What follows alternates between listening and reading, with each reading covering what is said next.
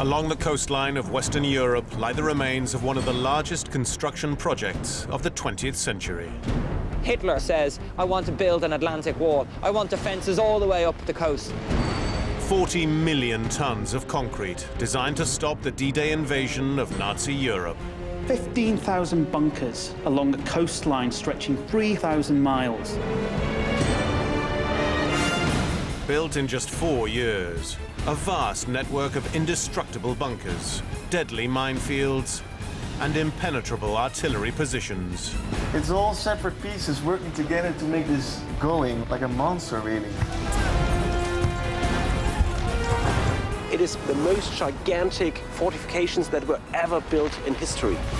This is the story of Hitler's Atlantic Wall.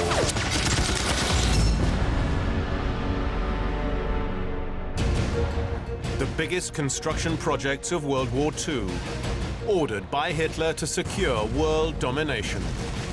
Now they survive as dark reminders of the Führer's fanatical military ambition. These are the secrets of the Nazi megastructures.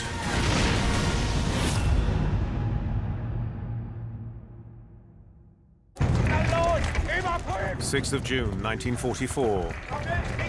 The D-Day invasion has begun. In Normandy, 1,500 Germans face an Allied force over 150,000 strong. Soldiers such as teenager Franz Gockel are relying on their bunkers to keep them alive.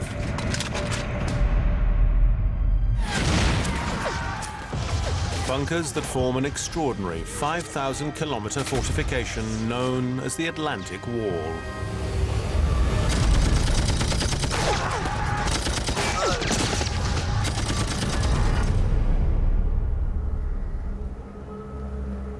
The Nazis built this megastructure along Europe's west coast to protect Hitler's empire from an Allied invasion. Dr. Peter Lieb, former German army officer and war studies expert, has studied the wall's construction. There were bunkers all over France along the coastline, in Belgium, in the Netherlands. It is the most gigantic fortifications that were ever built in history.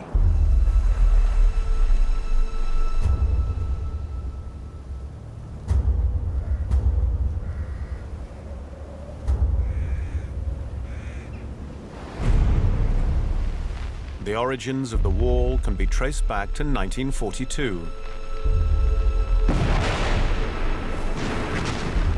Hitler's invasion of Russia has stalled, and over 1 million of his best soldiers are heavily engaged with Soviet forces. And then, in December, Hitler's worst fear becomes a reality. America joins the war. Hitler knew this was coming, and he knows it's very bad news. Not only is he heavily engaged in Russia to the east, he now knows that Britain has got a very strong ally to the west in the form of the USA. With the addition of hundreds of thousands of US troops and guns to help them, the British now pose a serious threat to Hitler's conquests in France, Belgium, Holland, and Norway.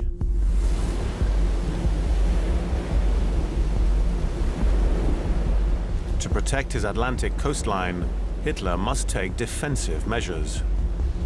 And so he puts out his famous Directive 40, which is basically rattling the cage and saying, enough, we need to get our act together. And in a series of bullet points, he states in no uncertain terms what is expected of his fighting forces and of his engineering organizations. Hitler demands the construction of a 5,000-kilometer defensive barrier, nearly twice the length of America's east coast. Giant gun batteries and bunkers capable of smashing any Allied invasion by sea.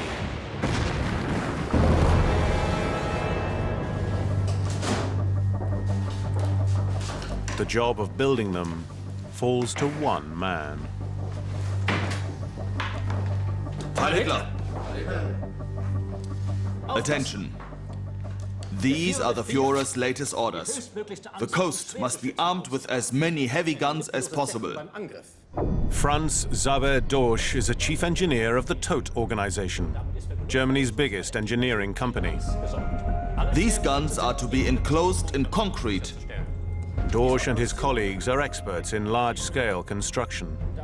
They pioneered Nazi Germany's famous autobahns, thousands of kilometers of roads that still exist today. I will personally direct the work. Is that all clear?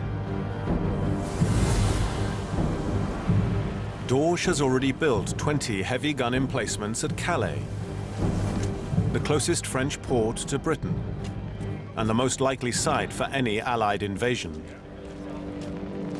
These giant bunkers, each requiring over 40,000 tons of concrete, will provide the template for Hitler's planned war. Incredibly, many still survive today. Visiting these bunkers, it's like a step back into time. Arthur van Beveren is an expert in the Atlantic Wall and has been exploring its ruins since he was a boy. These walls are 3.5 meters thick, and if you look at this corner, you can still see the shape of the wood in the concrete. It left its marks in the concrete while it was being poured.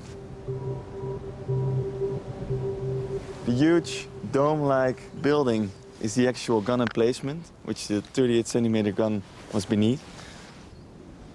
On this side, we have the crew rooms, kitchens, first aid, and ammunition.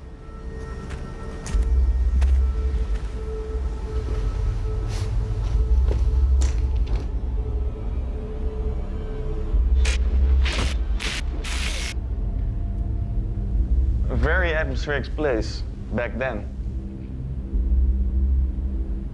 And I think it still is.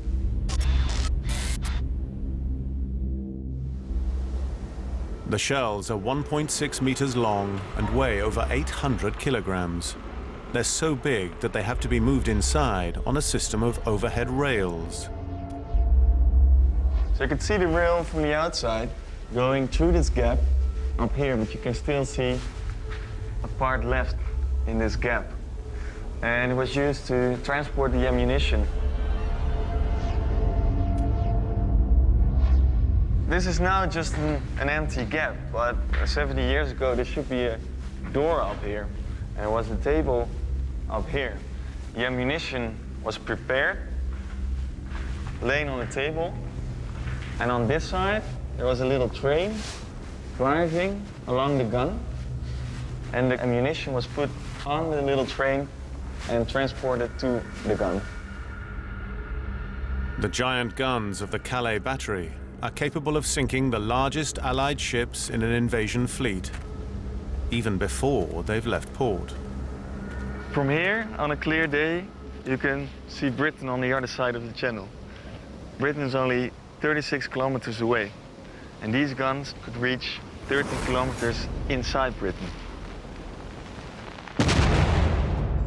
Now Dorsch and his team of engineers set about building a series of similar emplacements and fortifications around strategic Atlantic ports.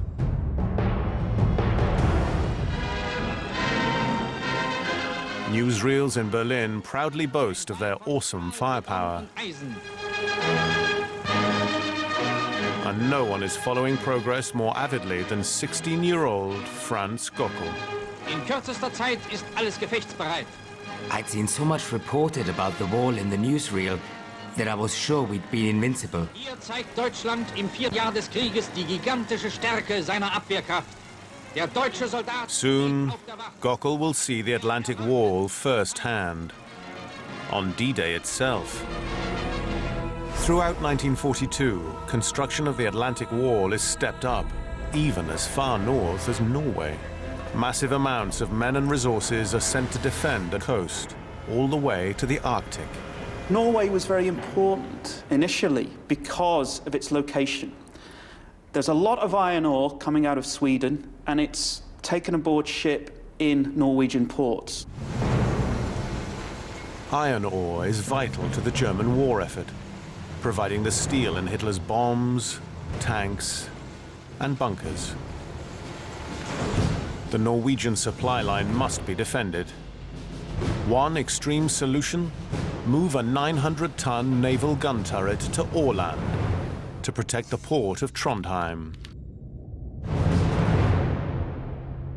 Astonishingly, it still survives to this day. Essentially, this is a ship built on land, built inside this mountain. A deep shaft, 5 levels deep, was cut into the mountain and was filled up with concrete, and the turret was placed inside that shaft. The occupying German forces in Norway used prisoners of war to dig an 11-meter deep hole through the solid rock. It has to be lined with concrete before the turret can be rebuilt inside.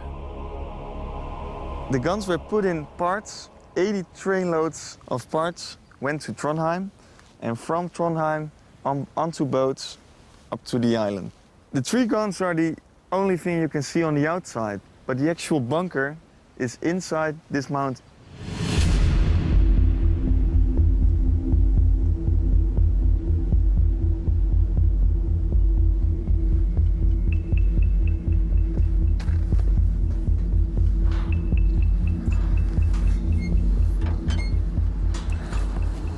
When you look around it, it's like solid engineering everywhere. It's all separate pieces working together to make this machine going like a monster, really. The black floor we see here is the actual tower from the ship. This part is really the bunker, the shaft into the mountain. This part will stand still. So this is concrete, and this is a 5-floor deep shaft from a naval ship. Just as when it was on a ship, the massive gun needs to rotate.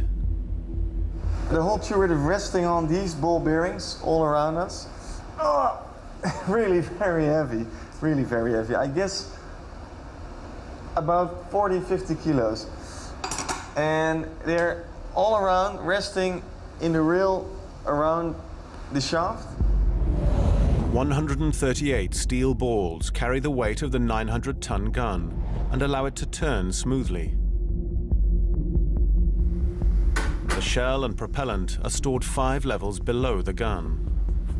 We got 3 different kinds of ammunition here. We got high explosive shells, armored piercing shells, and even shells with time fuse. To maneuver these 300-kilogram shells, the Nazi engineers devise an ingenious hydraulic lift system. The shells will come right out of the walls, the ammunition rooms, would slide over here, roll on to this table, roll on further on this one, and when it finally reaches up here, you could traverse the shell up to the lift. Of course, normally it would be hydraulically operated. The ammunition is lifted 5 stories up to barrel level, ready to be fired.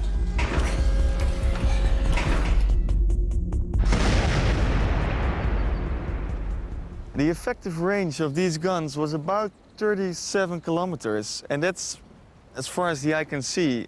From the top from Norway all the way down to the south of France, you can find the same kind of bunkers. So it's not just concrete blocks, it's massive ships on land. Alongside the heavily defended batteries at the ports of Movik, Cherbourg, Brest, and the island of Jersey, a formidable display of defense is taking shape. But Hitler realizes this is still not enough. Between the ports, vast stretches of coast remain undefended. Hitler puts out another order that 15,000 bunkers are to be built along a coastline stretching 3,000 miles, and they are to be manned by 300,000 troops. Hitler wants every meter of the 5,000-kilometer Atlantic coast defended by a continuous line of fortifications. And he wants it finished by May 1943, in just 7 months' time. Speer describes Hitler spending his evenings designing concrete bunkers. And he had locked in his desk a series of maps of the western seaboard at which he would plot where fortifications would be. The wall now becomes his obsession. These designs ideally meet all the requirements of a frontline soldier. During this winter, with fanatical zeal, a fortress must be built, which will hold in all circumstances.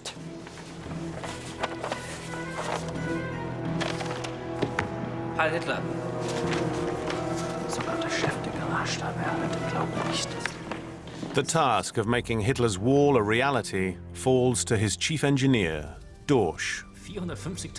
That is the absolute maximum volume of construction we can handle. We cannot handle anymore. Dorsch might have concerns, but nobody refuses the Führer.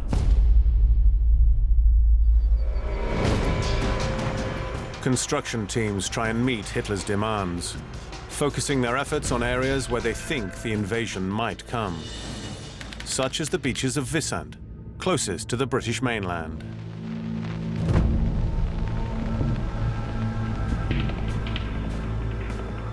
We're now standing on top of an anti-tank gun bunker. It was built here in March 1943, and it's the type 631. And the Germans designed about 500 different types of bunkers. The Atlantic Wall was not one line of bunkers, but it was made out of several strong points with open spaces in between. With the British Air Force in control of the skies, the 475 soldiers here live in constant fear of attacks. When an invasion comes, large tanks will roll up this beach, and this bunker houses the gun that can stop them.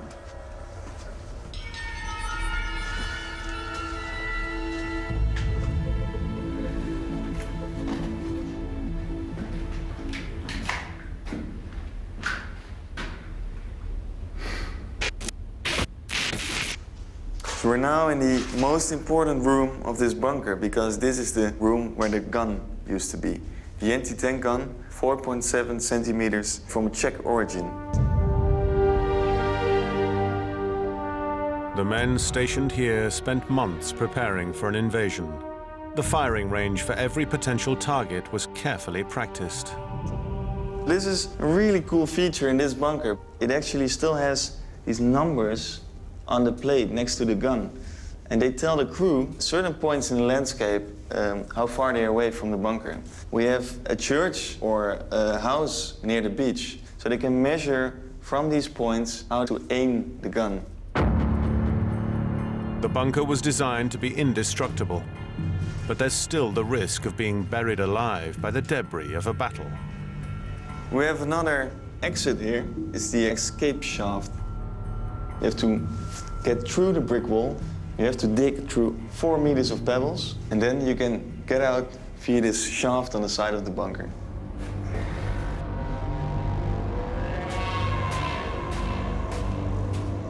Walking through one of these structures today, I might as well be walking through Stonehenge, because these are very enigmatic structures.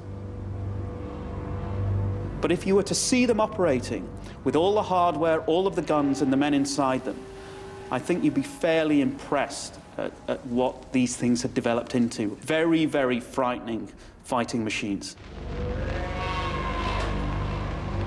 Only 30% of the required bunkers are finished by Hitler's deadline of May 1943. As chief engineer, Zaber Dorsch knows Hitler will blame him. We have handed over 9,671 ready-to-occupy bunkers. And the concrete work has been done for another 1,500. But Dorsch lacks the resources that he needs to increase production. The war has now dragged on for 4 years, and the Germans are running out of material, money, and men. Hitler gets very irritated when resources keep bleeding away from the western seaboard, from his Atlantic Wall, to the war in the east. He puts out an edict and says, nobody moves anything or anyone from the Atlantic Wall without my prior and direct permission. October 1943, Colville, Normandy.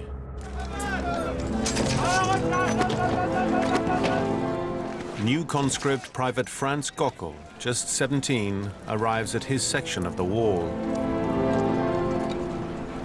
The propaganda films that he's watched back in Germany spoke of giant fortresses and gun positions.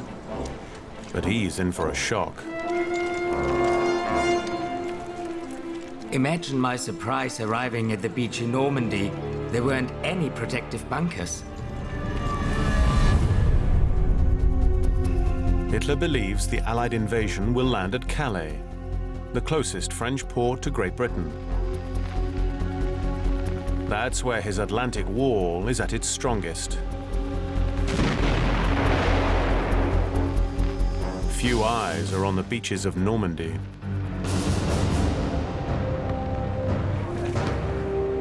Franz Gockel's diary records happy days spent swimming and playing near the beach at Colville, a stretch of sand that will come to be known as Omaha Beach. France is a beautiful country, and I see the sea every day. I don't really have that much to do. It was definitely a cushy life compared to the horrors of the Eastern Front.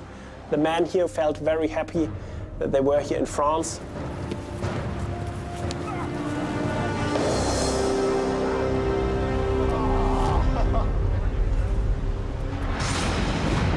November 1943. Events in Russia are going from bad to worse. The Germans have been forced into retreat by a powerful Soviet army. The Germans lost on average 2,000 men killed in action each day, and that since June 1941. Hitler and his generals now face a crisis. They have to fight on two fronts.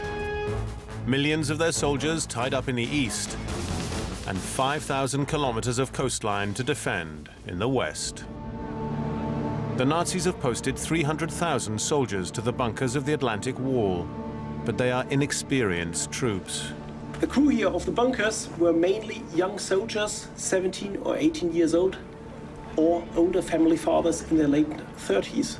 The guys in the early 20s, mid-20s, the best soldier material, as you would call it in military terms, were mainly on the Eastern Front. The Nazi high command are counting on millions of tons of concrete and steel to make the difference and keep the Allies at bay. You can say that the bunkers made the soldiers better fighters. You could be a bit overweight, you could be a bit overaged, but you could still pull the trigger on the machine gun.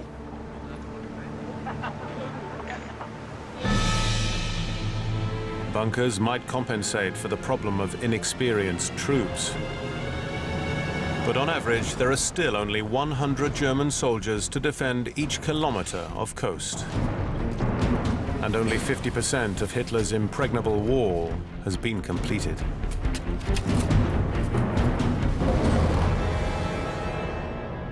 This is hopeless. I am the greatest builder of fortifications of all time, and this is all I get. By November 1943, Hitler runs out of patience with the slow progress of wall construction. He appoints a new commander to take charge. A man whose legendary toughness in battle might make up for the weaknesses of the wall. Field Marshal Erwin Rommel.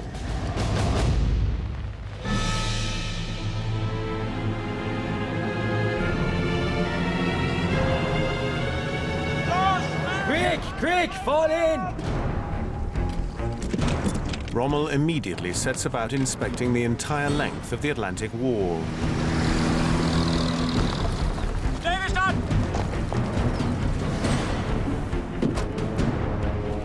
He's been fighting the Allies in North Africa for 2 years.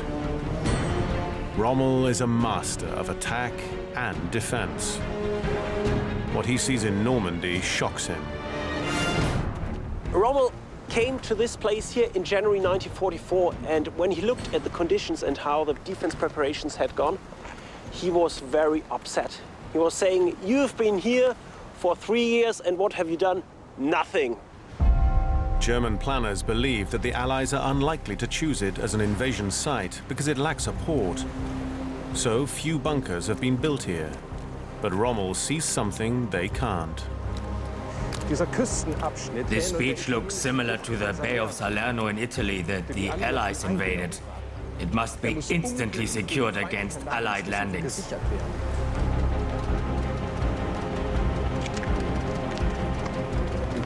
If the British once get a foothold on dry land, they can't be thrown out again. Rommel knows this beach needs to be defended. If the Allies land here, the Nazis could lose the war.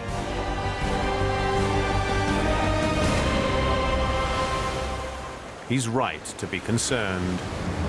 Across the Channel, 150,000 Allied troops are massing in secret. The Atlantic Wall is about to face the ultimate test. And at Omaha Beach, Franz Gockel will face the full onslaught of the invasion. By January 1944, Soviet Russia is still pushing the Nazis back in the east.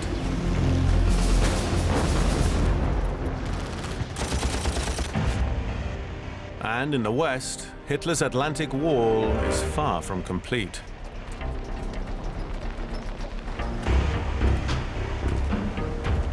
Field Marshal Rommel faces an enormous challenge to improve the quality of the defenses, as he records in his diary. These fortifications are the work of an engineer who is neither strategically proficient nor has any knowledge of war. Rommel's experience fighting the Allies has taught him that holding off an invasion will require meticulous planning. And he has a very clear strategy. Rommel believes that an enemy invasion has to be smashed, if not at sea, on the beach. If the enemy get off the beach, he thinks the game is over. To defend every beach, Rommel wants thousands more small bunkers for individual soldiers, armed with heavy machine guns. They will be quicker to build, but there's still the problem of manpower. As the war develops, they don't have the spare manpower within Germany, and they basically draft in the people of these countries, the Poles, the Czechs, you name it, the French, people from concentration camps, Allied prisoners of war, all of which is massively inhumane. Thousands and thousands of them die in these construction projects and through bad diet and bad treatment, and it just becomes slave labor.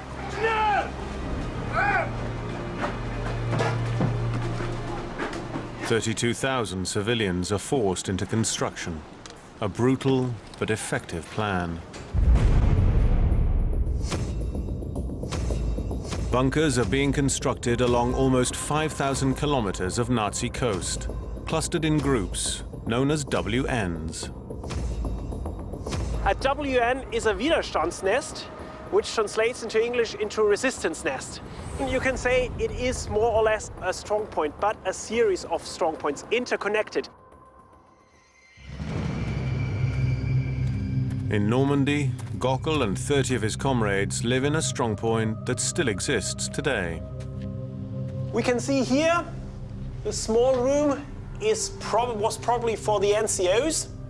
Here is the accommodation block for the other ranks. Amongst them was also this 18-year-old Franz Gockel. But of course, the soldiers did not stay here all the time. They were on guard, they had to build up the constructions, there was general military training. Gockel's strongpoint is at the east end of a Normandy shoreline that will become infamous. Omaha Beach. To defend it, they have 13 gun positions, including 2 anti-tank guns and 3 mortars. The guns work in pairs, targeting the beach with deadly arcs of crossfire. This tactic creates an area of maximum firepower, known as a killing zone. The killing zone is basically the area where the enemy is going to bring the maximum effect from all their weapon systems in the most condensed space to inflict the maximum amount of casualties on the enemy, in this case the Allies. What you've got over here is two positions. They've got machine guns, mortars, and over here another position, machine guns, mortars, some larger caliber rounds as well. And the reason this box is here is because the Allies are trying to get up that draw and off the beach. Defending this stretch of Omaha Beach is vital for the Germans to throw back an Allied invasion. Gockel's job is to man a machine gun, and his position covers this kill zone. This is Gockel's position. Today it's only a hole in the ground.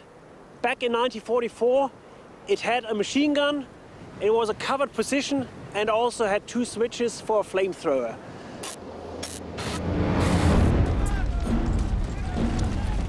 Gockel's bunker is finished by May 1944, along with thousands more that protect the coast from Norway to the Spanish border. But Rommel still isn't satisfied. The bunkers alone are not enough. He also wants other types of defensive structure to help repel an Allied invasion. What Rommel does, he uses the experiences he's gained in North Africa to bring about dramatic changes. And one of those involves the laying of massive minefields. He orders the laying of 50 million mines along the French coast, at sea and on the beach. And in addition, he wants the beaches filled with obstacles, row after row littering the beach, to create impenetrable layers of defense. The first line by the low tide mark are steel barriers known as Belgian gates. You've got Belgian gates put along here. And the idea behind these Belgian gates is to block the landing craft, infantry and tanks and basically hold them as far back down the beach as they can. Belgian gates create a barrier to slow down infantry and tanks, giving the Germans more time to kill them. In case the Allies arrive at high tide and sail over the Belgian gates, Rommel devises another surprise. Right here is where they have the ram logs. Think about telegraph poles, cut, raising above my head, 30-degree angle, a couple of other ones supporting it down here. At the end of these, you're going to have basically like saw blades, which is there to rip the bottom out of the landing craft if the Allies come in at high tide. But even that's not enough. The Germans use absolutely anything that might disrupt and delay the landing force. Here you have the third belt, and this is what they call Czech hedgehogs. They are basically steel structures set at angles like this, and basically to disrupt anyone that's coming up the beaches. And if the landing craft finally make it onto the beach, these are the last line of defense to stop Allied tanks in their tracks. So this is a steel-encrusted concrete tetrahedra, and this is one of the last obstacles on the obstacle plan for defending the beaches. You can imagine if there'd be a whole load of these all across the breach, interlinked at, every 5 meters and 5 meters. Tank's going to struggle against this, It's so sturdy. It's going to turn the tank. Which way is the track's going to go? Especially thin track tanks slip off the side, By June 1944, Rommel is still trying to complete German defenses along the Atlantic coast. Meanwhile, across the Channel, the Allied troops are ready. Hitler's Atlantic Wall has cost billions of Reichmarks and consumed millions of tons of concrete, but it's still riddled with holes. Rommel promised Hitler that he would have finished everything by May 1944, but it was still incomplete. So many of the bunkers on the Atlantic Wall were lacking guns, or were lacking men, or were lacking barbed wire or minefields. The 5th of June. Gockel spends the day patrolling the cliffs above Omaha Beach. Unknown to him, just over the horizon, thousands of British, Canadian and American troops have put out to sea to start an invasion. At 2 o'clock in the morning on the 6th of June, the 7th Army gave the alert level 2. This was the highest alert level in the German army. And immediately the men from the artillery regiment, and in this case from the 1st Company, moved into their positions here at WN 62.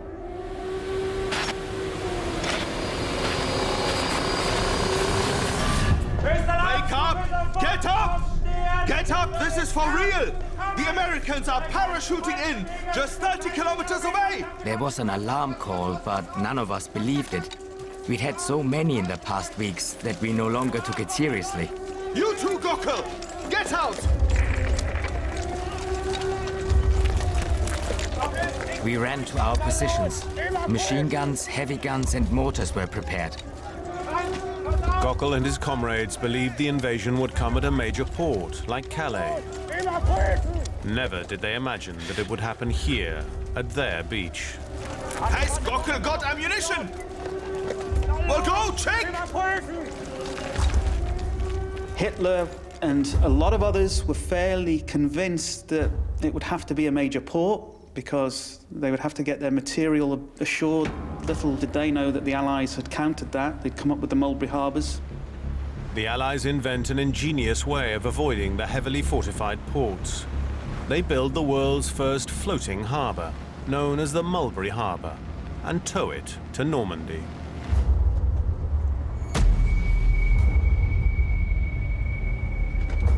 Gockel, do you need ammunition? Yes. Good luck.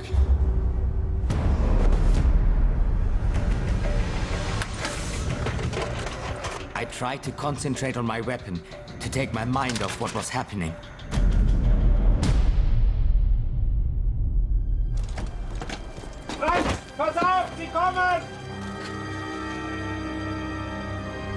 Normally a German machine gun should be manned by 2 soldiers. Here we had only 1 man per machine gun.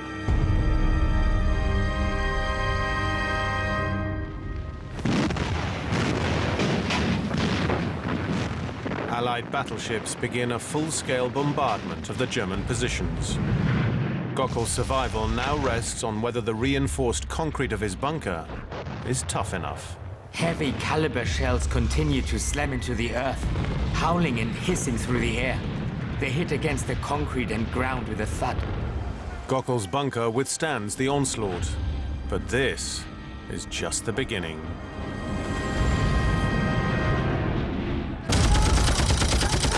When the Allied forces land, they're met with a hail of machine gun fire.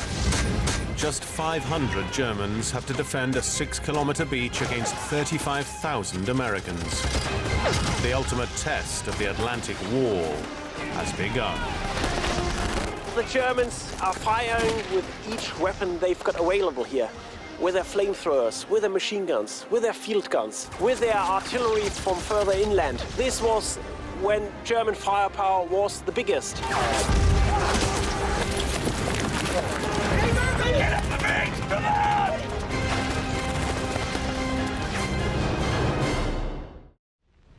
Omaha is just one of 5 invasion beaches. 150,000 American, Canadian, and British troops are landing along the Normandy coast, and the enormous Atlantic Wall is beginning to crack. 160 kilometers away, the German armored reserve of tanks are waiting. If they're called up to plug the gaps, there's still a chance that the Allies can be thrown back. But there's a problem. Hitler was asleep, and no one dared to wake him up. And this was crucial because Hitler was the person who could release the armored reserves. And when he woke up, he still didn't believe it was a full invasion. The tanks remain far inland. And the only other man who can make a difference is even further away, in Germany, celebrating his wife's birthday. Rommel said the first 24 hours are crucial to defeat the Allied invasion.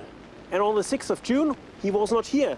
And it was only in the late afternoon that Rommel rushed back from Germany and arrived in France to coordinate the defense measures.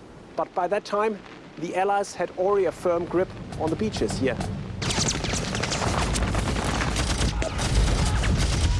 At 9 a.m., 7 hours after the first shots are fired, the bunker next to Gockel's position is destroyed. His machine gun is the last one still firing from his group of bunkers.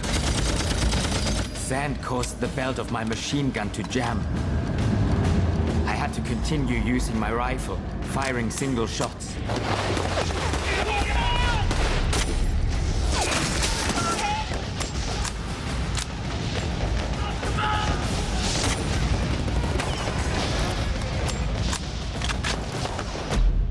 Amazingly, the Germans are holding back the Americans. But despite the months of preparation, they're running low on ammunition. The Germans were supposed to have ammunition for 48 hours on the Atlantic Wall. In reality, they had only in this section only ammunition for 3.5 hours. So at 10 o'clock, the Germans were starting to run out of ammunition.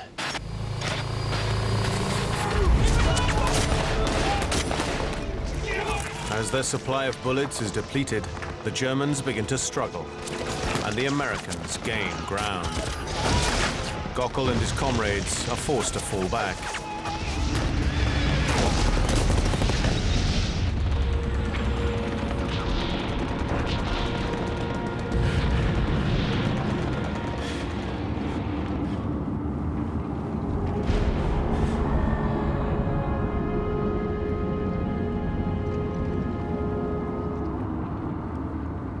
I was making my way up a slope.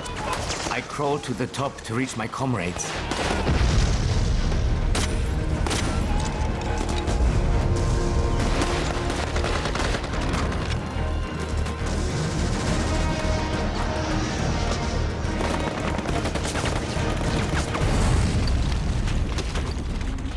I saw 3 fingers on my left hand dangling by the threads.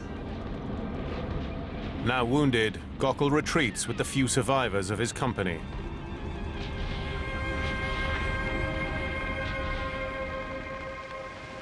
Omaha is the last of the 5 invasion beaches to fall. The vast Atlantic Wall has taken 3 years to build, but is breached in a matter of hours. The Germans lose the battle and will soon lose the war. Despite all the costs, millions of Reichsmark and millions of cubic meters of concrete built into these structures, the Atlantic Wall could not hold the Allied invasion force. The Atlantic Wall doesn't work for a number of reasons. It's stretched too far, there are too many gaps in it. The basic policy behind it is flawed. The Germans never come up with a grand plan of how to fight this machine they've built, how they're going to take it into war.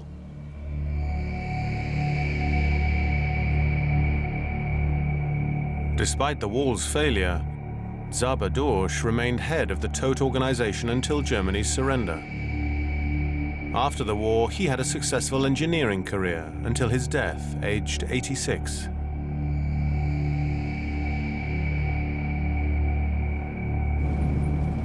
Rommel was forced to commit suicide by Hitler just 4 months after D-Day. Franz Gockel survived the war, returning to Germany where he married and lived until the age of 80. He came back to Normandy several times to remember the men who died for and against the wall. I think D-Day is probably the most important event in Europe to have occurred perhaps over the last 500 years. To kick Nazi Germany back into touch and to take back control for civilization. I think it's an absolutely astounding event. And it works because the Allies got their act together and the Germans never did. It's as simple as that.